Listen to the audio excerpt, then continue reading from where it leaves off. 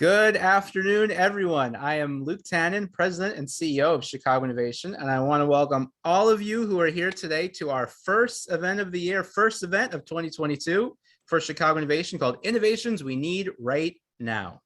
Now, joining me to kick things off is the co-founder of Chicago Innovation, Tom Kuzmarski. Thanks, Luke. Hey, welcome everyone today. I'm so glad you're involved with this important event. You know, it's been 21 years now that Chicago Innovation has been around, and I can't think of a more important topic than innovations we need right now. And I hope everybody is feeling happy, healthy, and terrific. That's right, Tom. And you know, what better way to start a new year of challenges and opportunities than with an event that is focused on solving problems through innovation. And as we all know, supporting Chicago's problem solvers is exactly what Chicago Innovation is all about. Well, you know, Luke, you're right.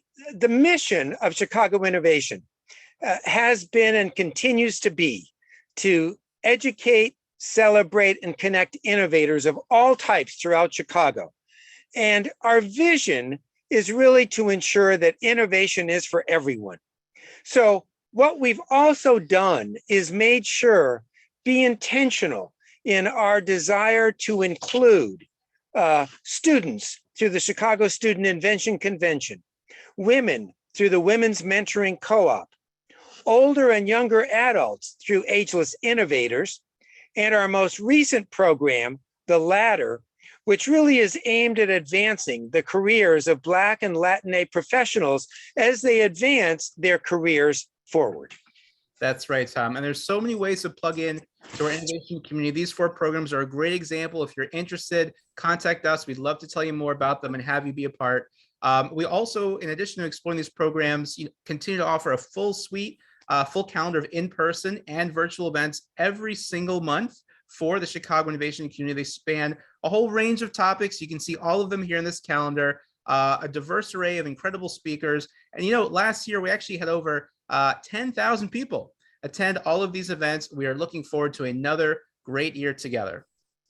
Now, before we introduce today's speakers, there are a couple quick items I just want to share. First, if you have a question for the speakers, send it to us via the Zoom Q&A. We'll be keeping an eye out for your questions there. And also look out for some polling questions that we will be asking you, the audience. Now, before we get to our moderator, I want to recognize our current group of 2022 sponsors. These are an amazing group of companies. We're so grateful for them. We do so much to support them and celebrate them throughout the year. Starting with our diamond sponsors, SMS Assist, Wintrust, Accenture, and Molex. Gold sponsor, Comcast Business. Silver sponsor, Vetter Price. Bronze sponsors, Crown Castle and Thompson Coburn. And our media partners, Intersection, Clear Channel Outdoor, WBBM News Radio, and NBC Chicago. Back to you, Tom. Thanks, Luke. Well, now it's my pleasure to introduce today's amazing moderator. Oh my gosh, this guy is just the best. You know, I met him 20 years ago when he would not only come to the Chicago Innovation Awards, but I met him when he was the co-chair with Hardik Bhatt of Mayor Daley's Council of Technology Advisors. He's the co-founder of the Market Strategy Group. He really is a veteran marketer, and he's on the Polsky Center for Entrepreneurship Board, member of the Commercial Club, the Economic Club. I could just go on and on. But most importantly, connected to Chicago Innovation, he has been an amazing judge for the Chicago Innovation Awards and also a board member of Chicago Innovation. So please welcome Michael Kraus. Thanks for that, Tom. We've got to make that shorter next time. But thank you. That was very kind of you. Welcome to today's Chicago Innovation Program, Innovations That We Need Right Now. I'm delighted to be joined by 4 incredible innovators who are literally changing the future of work, changing and reinventing education, solving big problems with big data, and transforming communities. On the panel, and they'll appear in front of you, Abdul Jarar is Vice President of Sales and Marketing at Intel.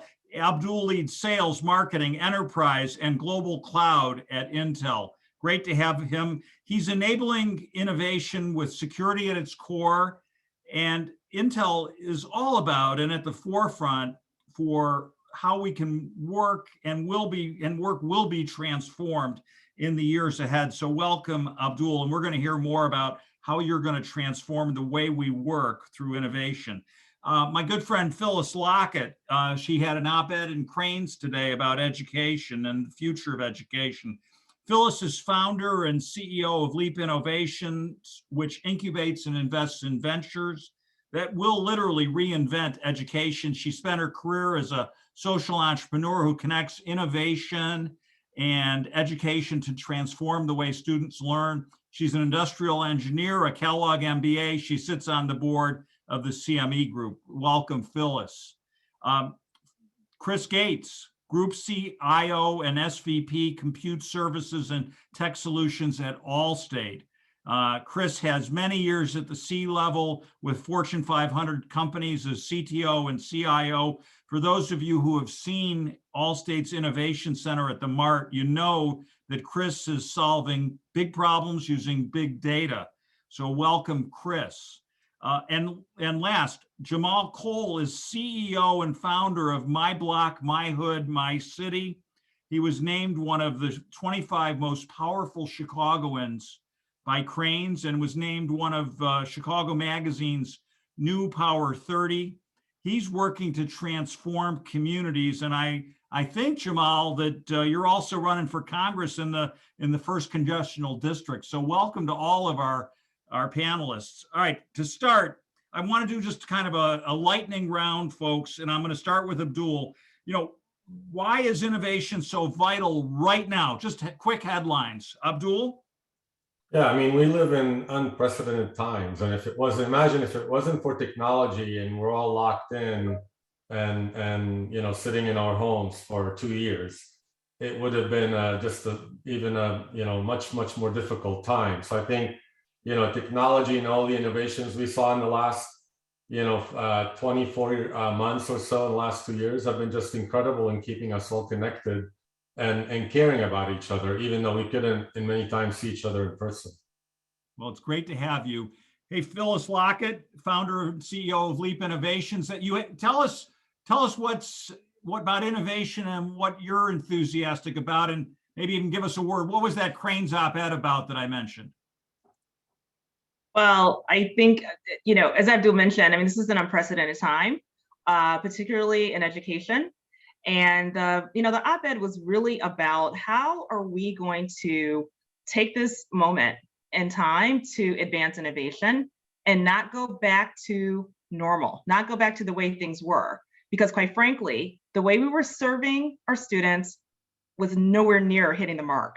And so this really is a moment in time for us not to retract back to the inequities, the lack of preparation, where we're seeing our students not getting access to jobs and opportunities in a digital age, but to rethink learning and stop treating virtual learning as the emergency option. I mean, this is a digital age after all, and we have to be thinking about digital learning and hybrid learning as learning for the future. We'll get back to that. Welcome and glad you're here. Chris Gates, you know, Allstate, the Group CIO and SVP, what are you up to around big data and big problem solving? Yeah, it is an exciting time, and I think Abdul mentioned, you know, just the world changed on us a couple of years ago, and so did the expectation from our customers. The thought that you would be going into one of our brick and mortar facilities and having that conversation for an hour or two around, you know, your daughter or son getting ready to go to college, and building those relationships, you know, that type of business model has, quite frankly, it's evolved quite a bit, and there's an expectation that a lot of that information you know already about your customers, right? I should know your daughter or son is getting ready to go to school. I should know, you know, a lot about them with the information we have available for us. And I should make that experience for you as a parent who's got a lot on your mind, a very easy experience, right? This is a generational opportunity for me to demonstrate that I care, that we care, and that, you know, using the information and the technology we have available, using the labs, Michael, that you mentioned around how we drive innovation, is probably one of the secret sauces we have right now. So it's not only the problems we're solving, it's how we're solving the problems. when we can't sit in the same room and get on a whiteboard, which we'll talk more about today as this unfolds. Great to have you. And Jamal Cole, CEO and founder of My Block, My Hood, My City. You are definitely transforming neighborhoods. What are you excited about today when it comes to innovation? I just first of all, thank you for having me. I just Googled the word innovation to see what it meant, because I don't really even try to be innovative, but I Googled it, and it was like the process of being innovating. That doesn't help me be innovative. That does help me.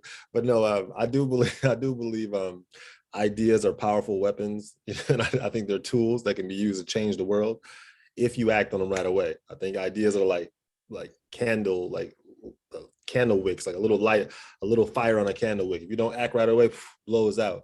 And you're never going to have the same enthusiasm right when you get the idea. Like next week is gone, right? So I think acting right away, and then tally them up at the end of the month to see which idea, did better than others. And that's the one you should, work with. But I'm a volunteer, man. I would love to be known as innovative. I'd love to be known as like a great activist. I mean, I'd love to be known as a lot of things, but I'm realizing what people know me as is, you that dude that carries that shovel and helps seniors.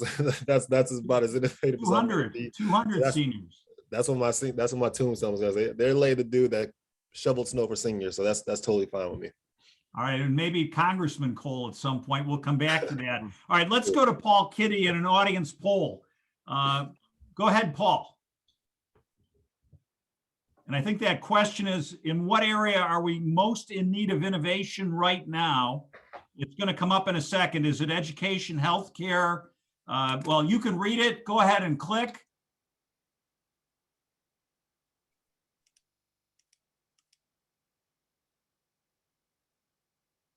All right, we've got responses coming in, Michael. We'll give this another 10 to 15 seconds. All right, real good. And then I'm going to ask my panelists to react to what we see, and we'll take a different sequence. I'll start with Phyllis, and we'll just rotate through. Again, lots to cover today, so just headlines.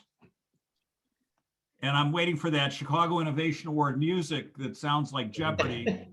I can't hum it. Yeah. Michael, good note. I'll cue that up next time, I promise. Okay, here's the results. No worries. All right, here we go. Can everybody on the panel, Phyllis, can you see that? So where do we need it in this city? This is my crowd, education. Thank you. I think for any of these areas, which are all pretty critical, education is the foundation. And we've got to take a serious look at how we are structuring and delivering education to build the talent pipeline for the future of our city. Bottom line. We know that, what national projections are, 97 million new global jobs are going to emerge, and 85 million are going to be displaced. Where will the kids of Chicago be in that paradigm? And so this is a moment in time where we've got to really rethink what learning looks like and how, obviously I have a lot of opinion about that, but I think that's the most critical aspect as we think about the safety of our city, as we think about equity in our city. How are we really enabling access and opportunity for every student to have a seat at the table? All right, thanks, Phyllis. Hey, Jamal, I'm going to go to you next because I see the next priority is reducing crime and violence. What's your reaction as you look at the poll? I agree with Phyllis. I think we need education. I mean, what does social justice mean? That's like a nebulous term that we saw in the playoffs yesterday in the end zone. Advanced social justice. What are you talking about? Like, no one knows what that means. I think we need to educate people on what that means. As far as even crime and gun violence, what does that mean? I think that the way poverty and segregation contribute to gun violence is poorly understood. So like if a plane goes down, they say, why'd the plane go down? They get the black box and, oh, it's an engine or electric. When it's gun violence or violence in Chicago, all them people just crazy. They're just shooting each other. No, like gun violence, it shouldn't be a reality. It's a reflection of a lot of things which we need to be educated about. 5 things that I've identified: racial and economic injustice, high incarceration rates, high unemployment rates, poor neighborhoods, under-resourced schools. When you have those 5 conditions, that's the F5 perfect storm for this gun violence thing. So I think education is where you start, and then we can start asking ourselves when it comes to violence from a federal level, what can we do to reduce racial and economic injustice? Are we talking about reparations? When you talk about mass incarceration, are we talking in Finland, there's 10 years is a life sentence. When you talk about jobs, I mean, federal job guarantees. So But as far Jamal, as let from me a non- come back to you because I mean, I want to also I- share, you've taken a bullet in this town, so I respect you. I like those 5 and I'm Yeah, my coming bullet. back. So just, I want to know about innovations because those 5 are big. Let me get to our other panelists. Chris Gates, what did you see there and what do we need right now? Yeah, well, I think Phyllis touched on it in her opening comments, right? Virtual learning cannot be a plan B. It cannot be an alternative option to it, right? If we embrace it and we're doing it in such a fashion, it should be the go-to mechanism. It is a great equalizer. You don't have to go to a specific facility with all of the investments that have been made.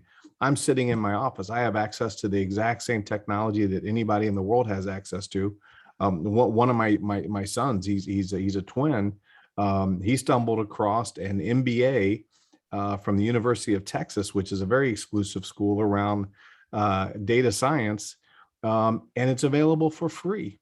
And he doesn't care whether he gets a certificate or not, right? He is learning some amazing skills, and he is the one that's investing in it. He's not whining about I'm on Zoom and I can't hear and you're on mute. He's solving those problems and he's thirsty for the knowledge and that access.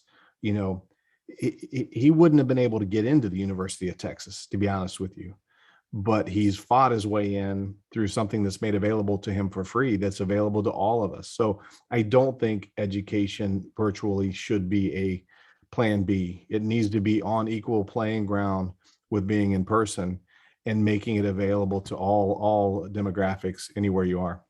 All right, so there's some consensus here. Abdul, go ahead.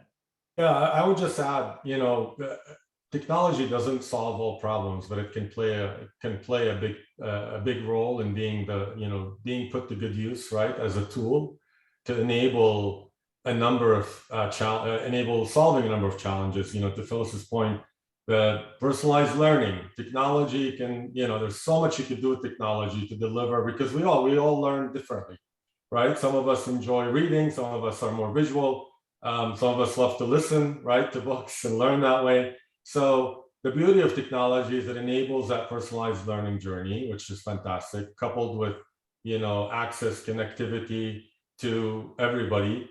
That should be a basic right. Everybody should be able to get on the internet and learn, right, equally.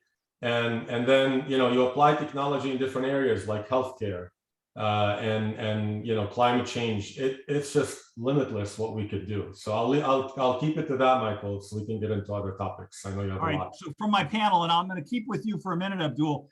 I think our panel, we've got well over 100 people on the call today. They want to learn from you 4 leaders. Let's turn to the innovation process. Abdul, how do you evaluate an idea at Intel? And I'm going to ask each of you to give me a headline on that. Yeah, I mean, there's a number, when you talk about an idea, there's all kinds of things that are encompassed in an idea, right? So for us, we look at advanced research as an area of innovation within our Intel labs. We look at, things that could improve the products, right, for our customers and end users.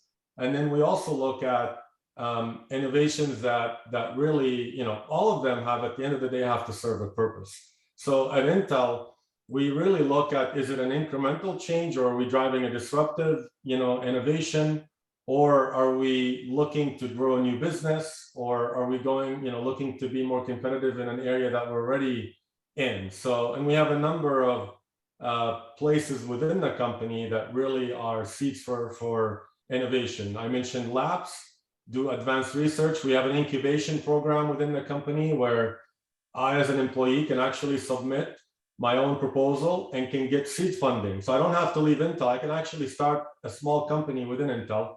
And then we have our venture capital arm, which is Intel Capital. And that's where we go and invest in startups, and ultimately, in many cases, we acquire some of those companies, right? So that's just kind of a quick lay of the land on that topic at Intel. So, all right, and I should compliment you. I heard that Intel's putting $20 billion into U.S. manufacturing in Ohio. We want that in Illinois too, but we're glad it's onshore. That's really great. I bet you we can use a lot of talent. People, it's not that far, and I think it's going to be a great magnet for a lot of talented people.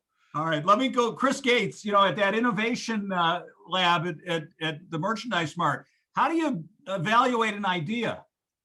Well, I tell you, it is funny how, you know, the way Jamal explained it, he did it in words for a non-technical person, right? You just do a bunch of things during the month and you kind of look back and see what was the good idea, what resonated. And we're doing that. We're changing our model from a historical planning process where we go through months of evaluation. You got to know the right people. You got to put your ideas on paper. You get funding, and that funding lasts for 3 years, whether it's a good idea or not, right? You're going to engineer yourself into something that's fantastic. We're switching that to more of an innovation type of process where we call it 6 and 6. So if you come in with an idea, you get funded for 6 weeks. You've got the ability to kind of spin up an idea, kind of show us what it's going to look like, understand more about what it's actually going to deliver and how much it's going to really cost. And if you get green lighted for that 6 weeks, you get 6 months worth of funding to make it happen. And we don't go beyond that, right? And just because you spent more time on it doesn't make it a better idea. Getting it out to market quick does. And in that first process, if your idea comes in 6 weeks and it's a bad idea, there's no problem. We just shut that down. We free you up and we go after the next idea. And people find it exciting. There's competition, there's awards, there's all kinds of. Good stuff, Chris. Let me hear Phyllis for a minute. Phyllis, Leap Innovations, how do you evaluate an idea? Yeah, I'll be quick. You know, we first think about, you know, is there a need? You know, is there clear demand? You know, amongst the school districts or educators, parents that we serve, you know, is there ease of adoption, scalability, and access to funding that is sustainable, which is always the challenge when you think about K-12 education in particular. So those are some of the things we consider as we think about innovation. And our perspective is that we want disruptive innovation, not just sustainable or sustaining innovations, because we think there's a disruption that is needed. We think COVID is accelerating that. And so we really want to think about what are the disruptive innovation opportunities that we can pursue in the learning space. Well said. Thanks, Phyllis. Jamal, I know the mayor of New York just restarted his police gun squad. You guys are doing lots of things to reduce gun violence, to serve the community. How do you evaluate a good idea in the neighborhood? You said a lot. I would say energy. I don't believe in sustainability either, really. I mean, a flower isn't sustainable. So I guess when it comes to an idea, when I say, hey, I want to put $100,000 of lights on King Drive to inspire hope and interrupt trauma, nobody's going to believe in that. It's just how much am I going to be able to go to Home Depot and get the workers in the parking lot to help me put the lights up or not? So it's like, when you come at me with an idea, I really gauge the, it's not what you say, it's how you say it. It's just, does your passion grip me? And if it does, I'm like, you know what? I want to support that. That's how I feel about it. All right. So intuition is as important as science here in this. Yeah, for me.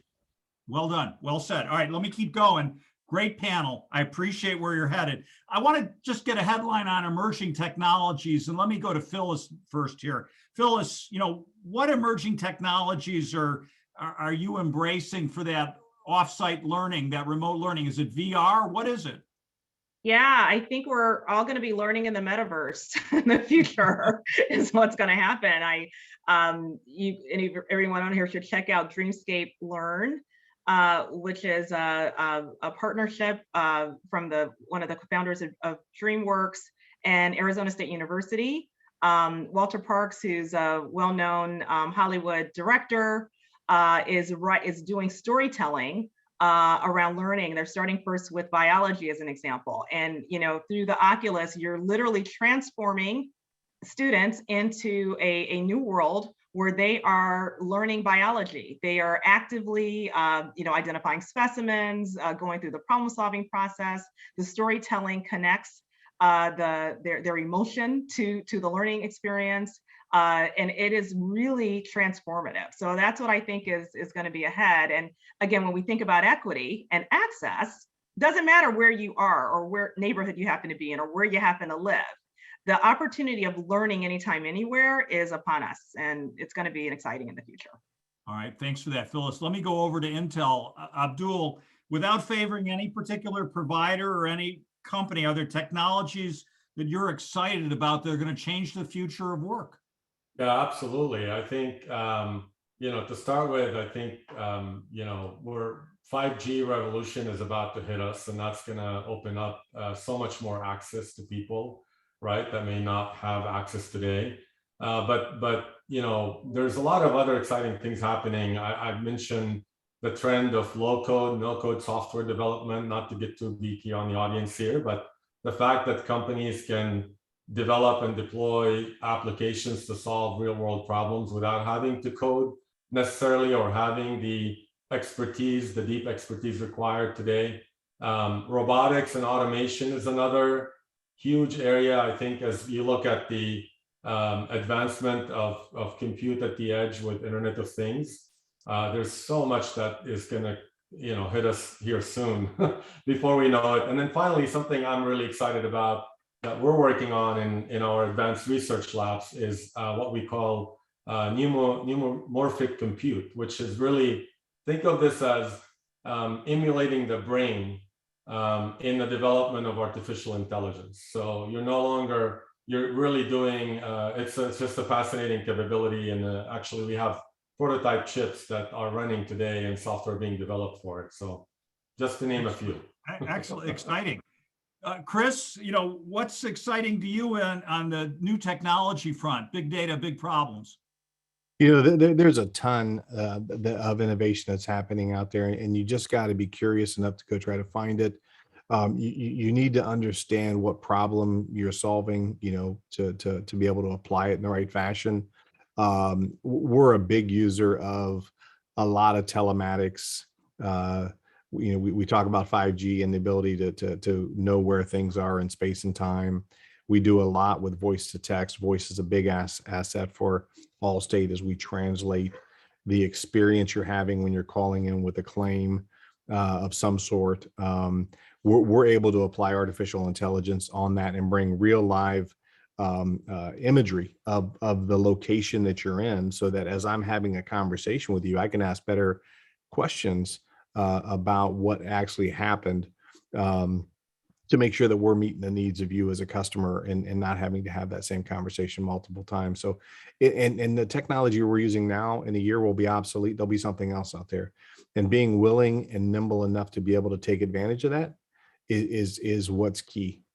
Okay, let me go to Jamal. Jamal, on the south side of Chicago, we're advancing quantum technology at the University of Chicago, but what kind of technology do we need in the neighborhoods? What are your thoughts? Yeah, jobs. I mean, we need jobs that installing solar panels on people's roofs, insulation in attics. Like, if the federal government could offer you a job that paid $25 an hour with benefits to do something valuable for your neighborhood, what does your neighborhood need, and what are you willing to do that would give you dignity? Nobody wants to sweep. Oh man, you picking up trash on the street? Nobody's gonna do that. Oh, you got a job. Nobody's gonna give me dignity, right? So I think that also job training at Chicago State, or just teaching kids to be entrepreneurs. That's where I would start. Let me probe on that. Just one more. Some of the companies in Chicago have been doing apprenticeship programs. I'm hearing people talk about apprentices in cybersecurity. Is that the kind of innovation we need? Well, I think there's 15 currency exchanges in my neighborhood, no banks. So if I ask a kid what's a job at a bank, they don't know. But most kids want to be rappers and basketball players. So exposure is key. We need to educate these youth and take them to learn about consumer technology, learn about what jobs are at a bank, learn about Microsoft engineering. Once we show them better, they can do better. But right now, if they don't know any better, they can't do any better. And so I think first, a lot of jobs are needed, but we have to expose them to what actually exists. Well said, and thank you. Let me go to that second audience poll. Paul, Kitty, you've got another question. I'm trying to keep us on time, and I hope I'm giving each of our panelists adequate time. Yep, coming right up, Michael. Here it is. Okay, do you see remote work as helping to spur innovation or as an obstacle to innovation? Take a second, think of that Jeopardy music, and we'll let our panelists respond to the results. I would hum it, Michael, but no one wants to hear that. No, and I wouldn't do it right. Okay, we'll give this about another 10 seconds. And Chris Gates, we're going to let you go first on the reaction to the remote work. And then I think we have to go to Intel since they're empowering all this. All right, ending the poll and sharing results. Wow, 50% of you say remote work is good for innovation. 16% not so much, and about a third are undecided. Chris, how do you read that, and what do you think? Yeah, I would, being on the panel, I'm not able to vote, but I would have absolutely voted for that. I think innovation is being accelerated by being remote. We're able to put a lot of diversity of thought together that wouldn't typically come and talk about problems and how we solve them. Typically, you get group think, I think, when you're in the same real estate building, the same region. And what we're seeing is, as long as we're able to use the remote technology appropriately and have processes for people to be able to collaborate like we are today, it's an accelerant for us. We get a lot of diversity of thought applying their time to critical problems. All right, thanks for that. Abdul, what's your thought on it? Yeah, I'm gonna add to the diversity of thought. I'm gonna say this: the virtual environment has allowed us to be a lot more inclusive. You know, back in the days when you're actually sitting in an office and you're meeting with people in a room, half the team is not there or in a different country, different part of the world, and don't feel included. Now with technology, I'm able to have everyone join in, where we use highly collaborative tools like Microsoft Teams or Slack. There's other, tools out there that allows us to carry on conversations and have discussions, on those tools where everybody has access to them and is able to be part of that conversation and contribute. So I would say, in addition to the diversity, I think technology is enabling better inclusive environments for collaboration and for everyone's voice to be heard. And to just be part of that, part of the effort. So that's what I'm. All right, thanks for that, Abdul. Jamal, let me go to you before Phyllis. I mean, how is remote work, looking in the neighborhood? Is it relevant? Is it an opportunity or not?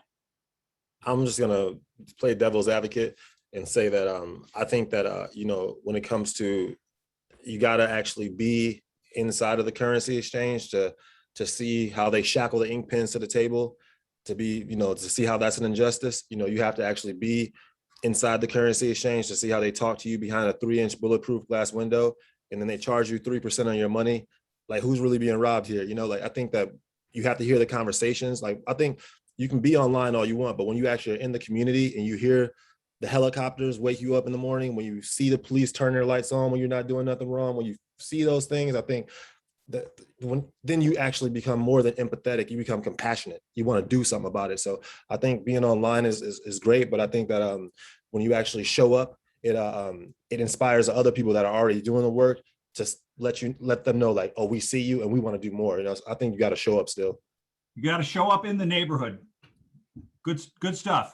Phyllis, last word on this. What about remote work, remote learning? You're an advocate. Yeah, I am, but not all remote. And I don't think all remote works. In fact, Harvard has a great study about hybrid learning is the best way. All in person and all remote doesn't work. I think the key going forward is flexibility. I think there is look, human touch, engagement, especially when you're trying to innovate, those unplanned collisions. The spark ideas and collaboration, I think, are really important that we can't trade off in the physical context. I think the other thing we need to consider as we think about filling the talent gap in Chicago, especially with technology skills, what scares me a bit is that companies can source anywhere. Doesn't matter where you're from. So when we think about how we're really sourcing career opportunities, job opportunities, again, in the fast-growing tech space, for Black and brown children in this city, companies feel like, Leo, I can get those resources anywhere now. So I there's a balance here that, if we're not careful, this complete focus on remote work could actually exacerbate inequities. So I think there's a balance that we've got to reach. I'm going to come back to you for what the solutions might be, which I'm suggesting might be community and making sure that the company's local, hire local, but we'll come back to that. I want to ask a question for our audience about, you all are leaders. How do you lead innovation? What's the one thing that you do, Chris Gates, to lead innovation? What's your advice to our audience members who want to be leaders? How do you lead innovation? Yeah, I think it starts with, you got to be curious, right? You got to know that innovation is changing on a regular basis. You got to be looking for the disruptors. You got to be able to articulate it in such a way where you're solving a problem. It's not technology for technology sake for it to be effective. And I think you need to spend time in our world when we are in the technology side of the house. For some of us on the panel, we can't take for granted the people we're talking to understand what technology can and cannot do, right? So we've got to take the time to educate them as well. And we've all grown up historically with understanding what IQ is from an intelligent quotient standpoint, or even EQ from an emotional standpoint. Are you aware of somebody's feelings? There's an emerging topic around TQ, technology acumen. Do the people that you're working with understand the art of the possible from a technology standpoint? And if so, can they apply it to the problems that they see on a day-to-day basis? Because I may be very proficient in technology, but I've never been to a currency exchange. I don't know how technology may or may not be able to help, in that situation. Having an intelligent conversation with Jamal around what I see in other industries, there may be some innovation there that we're missing because we're not in the same conversation. Well said. Jamal, I wanted to go to you as a leader. What's your advice to others who want to lead innovation and change? I would just say that when you have an idea and you have a team around you, present your idea. And then this is the hard part. When you start getting the feedback back, just say, hey, you know what? Next week, talk to me about it. Because right now I can't, you have to, because that'll mess up your whole energy. It's taking so much negativity. And it's like, I've learned to not get upset. You ain't messing up my mode. This is what I want to just do, what I asked you to do now. And then next week, I promise you, I'll find time to get the feedback. But right now, let's go all for it. I think that little simple trick will help you be a better leader. Well said. Well said. Abdul, what do you recommend for others who want to be leaders of innovation? Yeah, I think it comes down to a lot of what Jamal and Chris mentioned. It's having the passion, believing in something, or having the passion to want to fix a problem that you see, or improve something that you think can be improved, and deliver something to a community that is isn't there today. And then collaboration with people that can help you, right? I think the most successful companies are always established by at least two people. There's always co-founders, right? And sometimes more, sometimes three, sometimes five. So don't go at it alone. Go at it with a team of people that can actually help you see things you're not seeing, bring points of views that you may not be thinking about, essentially make you better, right? Surround yourself with people that make you better. Well said. Phyllis, what's your leadership of innovation guidance to our group today? Yeah, I think in addition to the great comments, I think it's important as a leader to create an inclusive problem-solving environment, to ensure that you're including diverse perspectives, because everyone brings a different lens. And it's really important to cultivate that and to make it safe to fail quickly and learn from it. Well said. All right, now I want to get the audience involved. Paul Kitty, can you read out a couple of questions? I've still got a couple more. We're right on time. Do you have a question, Paul, from the audience? Yeah, we've had a lot of questions come in, and we'll see how many we can get to here. So let's see. I'll pull up one. So this is from Samantha Collins, and this is in relation to partnerships and collaboration. And she wants to know, did COVID change the nature of your innovations in the context of partnerships and collaboration? Over the past 2 years, has it been easier or more difficult to partner and All collaborate? right. So let's go to Abdul. Has COVID made it easier or harder to partner? Honestly, it's made us look in places we may not have in the past, right? And for example, we launched a pandemic innovation fund that we invested $50 million into companies that are targeting, dealing with the pandemic and coming up with solutions to help with that. So it really made us look at new partners, new areas that maybe we haven't been as engaged with in the past. But absolutely, I think it has gotten us to think differently and look for new ways of doing things. All right, Phyllis, has COVID sparked innovation? I mean, for sure. I'll tell you, I am completely disrupting Leap Innovations model. I think it has been challenging, though. There's that threat rigidity, right? We're seeing this happening in our school system that is just overwhelmed and stressed to the point that they want to sustain back to what was. So that does make it more difficult. But I will tell you, there are a lot of partners out there that we've been engaging that really want to help to take this moment to drive some change. So, we're hoping that we can advance a new initiative around a new learning model in this context. All right, thanks, Phil. So let me go to Jamal. Jamal, what about COVID's impact in the neighborhoods in terms of enabling change or hindering it?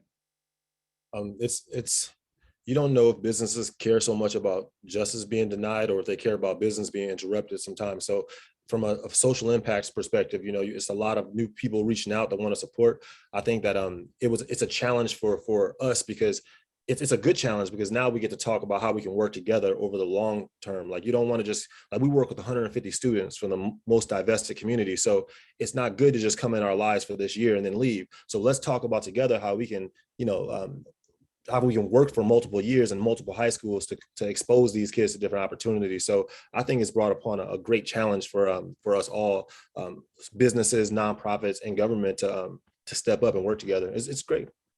Okay, thanks for that. And Chris, what about you? I mean, how has COVID impacted innovation at Allstate? Yeah, I mean,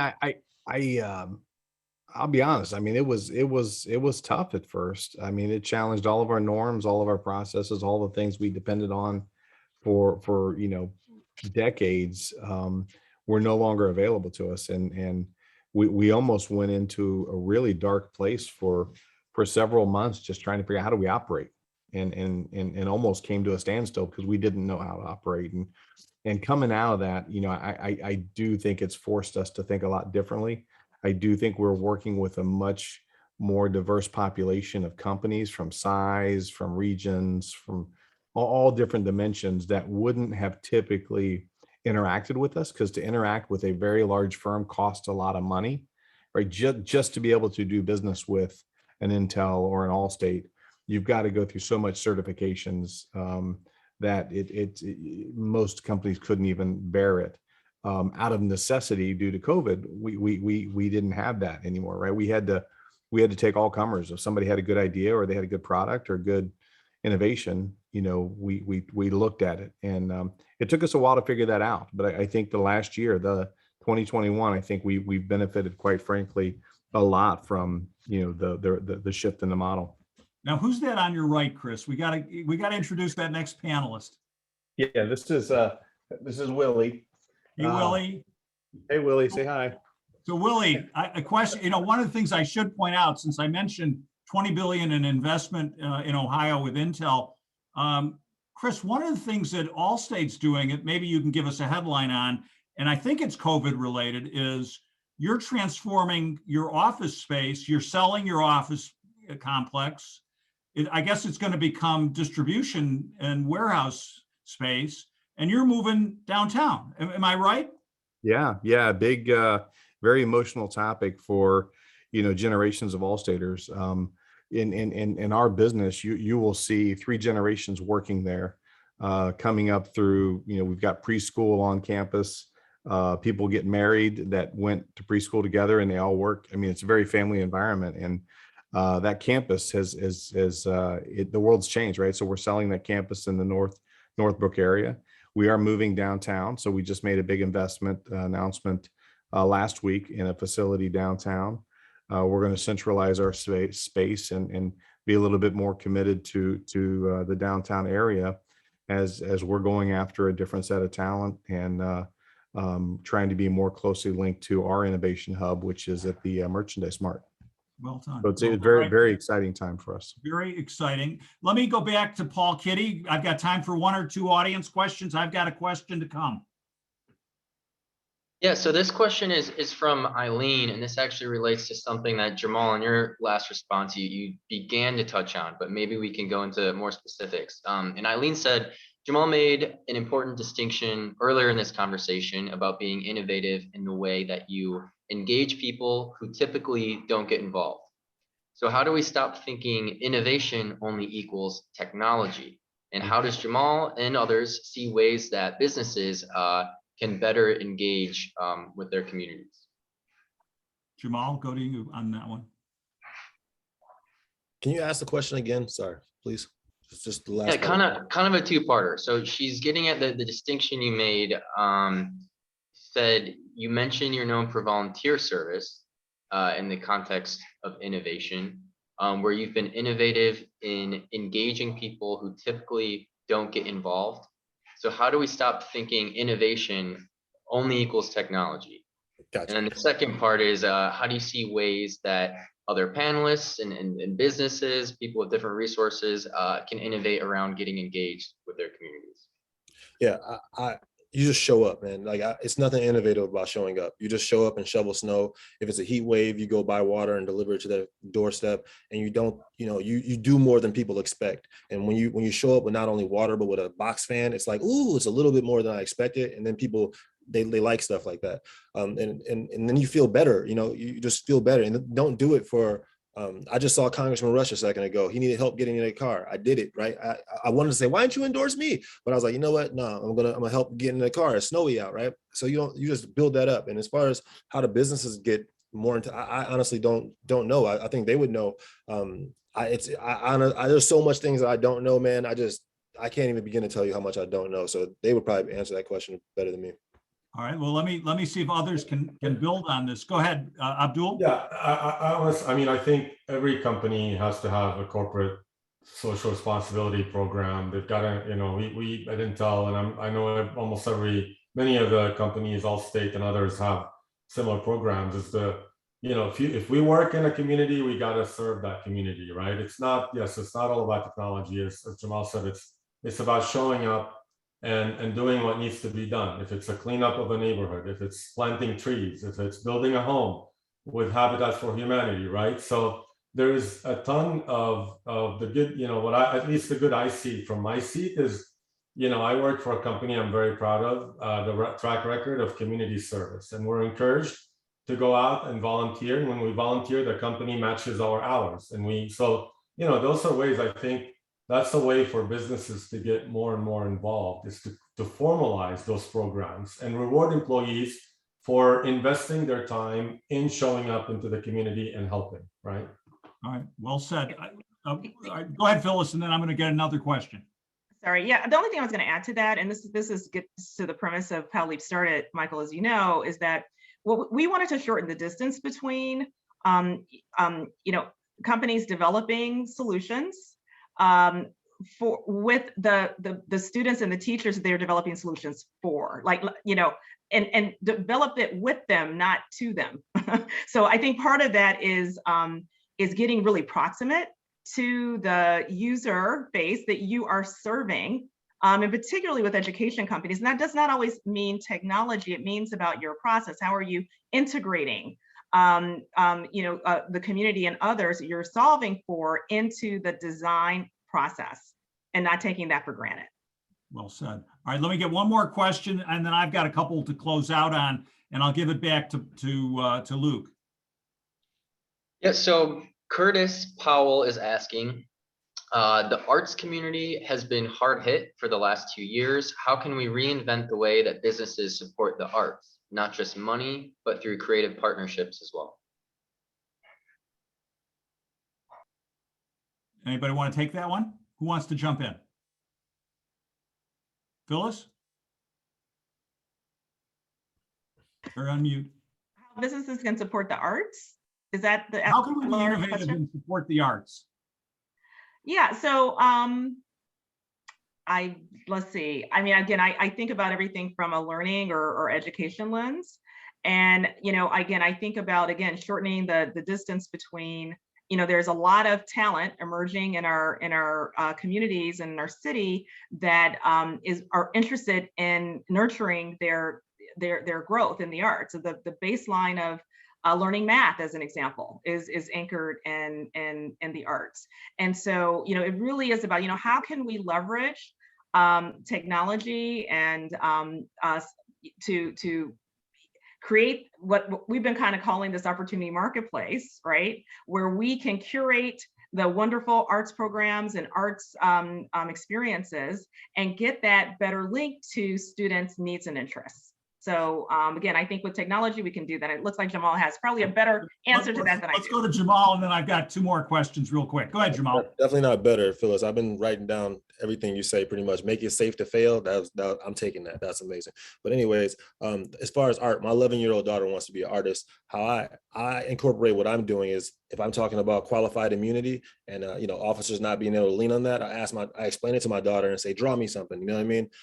As far as like sometimes your art is not going to be, people can't see 4, 5, and 6. When you're an artist, you tell them 1, 2, 3, and they can't see the vision of 4, 5, 6. So just keep on doing what you love, man, and you're going to organically build relationships that'll help you. I stood downtown Chicago and sold books in front of Foot Locker. I did it, man, when it was cold, and 97 people out of 100 still said no. Just keep on doing it, but go to my website, formyblog.org. We have some grants, small grants available for artists to keep y'all afloat, man. But that's just, I have a lot more to say, but I don't want to. Well, and I got to come back to you for those points on gun violence. You're going to get the chance on that one more time, but last 2 questions real quick. All right, crystal ball question. If we're meeting again in 12 months, what's the unexpected innovation that might have changed the year? Abdul, anything that just might be a breakthrough that we're not thinking of? Give me a headline. Anything? Take a guess. Well, I think I kind of alluded to it earlier. I think the more we can connect the world and things, I think the more innovation will happen. So again, I talked a little bit about 5G and future generation, but I think you'll see a lot more building up in all over in terms of applications in retail and healthcare and education, in industrial, because of the connectivity, right? Once you have that pervasive connectivity, you'll see it 10x factor in innovation. That's my prediction. But well said. All right, Phyllis, if we meet 12 months from now, what's the one surprise? I'm going to ditto Abdul, because I see that the connected tissue around a connected learning or learner connected universe that's going to blur the lines between what we call in-school and out-of-school learning to ubiquitous access to learning. All right, so we're going to figure out how to land planes at O'Hare in 5G, and we're going to have some amazing bandwidth that's going to change the world. Chris Gates, what do you predict in 12 months? You hit on it. Amazing bandwidth to unlock the world, right? To unlock the value. And I don't know if it's Starlink, which is Elon Musk's low orbit access, giving, ubiquitous communication capability, bringing education to areas of the world that have never even had, running water in some cases. I think that's going to unlock a whole new generation of thoughts to be applied to innovation. I think that's a key one. And then, building on the 5G thing, I think when you see 5G applied in a smart city standpoint, where it's linking a lot of different things together in the community, I think that's going to unlock a lot of business potential for people to build upon that. All right, well said. Jamal, what's the one unexpected innovation we'll see in 12 months? Well, one of the things I'm seeing the universe tell me is that a lot of inmates write me from jail and tell me about their cases. And they say, hey, do you know when the police brought me in, they put an open vial on the table, and then they came back and said they had my fingerprints. I don't know what was in that cup on the table, but however, I didn't do this. And then once they tell me, I talk to my friends about it, they connect these people to lawyers, and now they're working on their case. And so I think if there's some innovation, maybe we can use technology to start getting more of these stories from people that are locked up in Statesville and telling and getting them help, because we have to reimagine what justice looks like. Well said. All right, let me go, last question, and I'm going to give it back to Luke Tannen. I want to, this is all about innovations that we need right now, and I'm going to start with Abdul and end with Jamal here. Abdul, what's the number one innovation we need right now to change, to solve these problems we're talking about? Any closing headline? Well, I actually want to just touch on a point I made earlier about remote work. We've lost the human touch. So how about we find ways to care for each other in ways that maybe technology doesn't today allow us to do, and either through technology or otherwise. So I would say I would love to see us spend more time on how to get closer, because I think in part of technology has maybe disconnected us more than it should have as communities. So well said. Phyllis, what's the one wish? My wish is that our students could see their potential, see their ambition, see their purpose. I think that would be a game changer, and how they can show up in our city and realize that they have access and potential to be who they want to be. It's the best that exposure point that Jamal was talking about. I think it's really critical right now. Okay, thanks for being with us. Chris, what about you? What's Yeah, the one wish you have? Yeah, I've been doing a lot of study on the science of happiness, and really the world, we are all facing burnout and just being tired, and we all want to rest, but there's a big science around the difference between rest and restoration. I can lay in Netflix out all day. I'm not getting any of my batteries charged, right? Restoration is me being out doing something, giving. To what Jamal says, give something to somebody and you get something back, right? It charges your batteries. It makes you better at what you're doing. You feel more energetic and you have a sense of purpose. There's a lot right now. There's a lot of apprehension around even leaving the house with everything that's going on in the world. We got to figure out a way. That's my wish. Let's figure out a way to get outside. Let's find a way to safely touch and help and revitalize ourselves and be better. Chris, thanks for being with us. Well said. Jamal, what are those 5 points that you made about reducing gun violence, and what's the one thing you wish for going forward? The 5 points about gun violence are, why it exists is racial and economic. And well, think about a storm, a F5 storm, a tornado, like racial and economic injustice, high incarceration rates, high unemployment rates, poor neighborhoods, under-resourced schools. There's probably some more issues, but when you have those conditions, the question isn't why is there so much gun violence? The question isn't why isn't there more? I mean, because if you have those 5 conditions in a community, there's gonna be the term gun violence.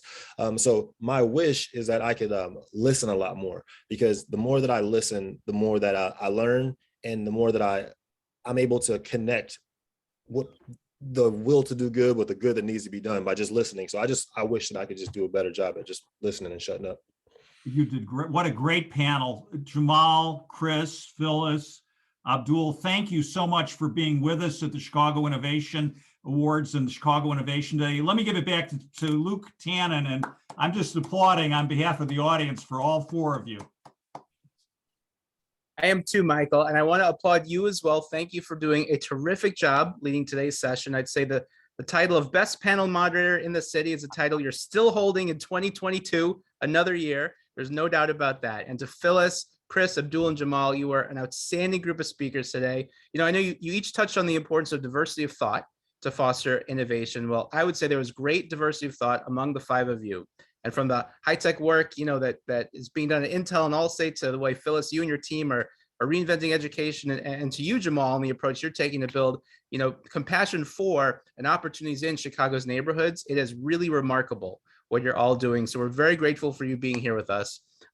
One thing I wanted to highlight was a comment, I think it was made by you, Chris, initially. At one point you said, there may be innovation that we're missing because we're not all in the same conversation. I thought that was a really poignant comment to make. And I think today, in fact, is an example of the power of bringing together different kinds of innovators. Some of you who I know hadn't met each other before today, to really have a great diverse conversation that our hope is can spark even more new ideas. So I'm personally excited to see what comes next from all this. And I also want to lastly thank our audience for tuning in, helping us kick off the year on a high note by focusing on innovation, especially innovations we need right now. But guess what? We need innovation all year round. And so that's why we have ongoing programming and events like this every few weeks. The next one, in fact, is this Friday, January 27th at 9 o'clock in the morning, called Innovation in Action, followed by Innovation is for Everyone on February 23rd, which that one will be held in person. So we are just getting started from here, and it's a new year. We're excited. We've got more planned in 2022 than ever before, and we hope to see all of you again soon. So thank you all.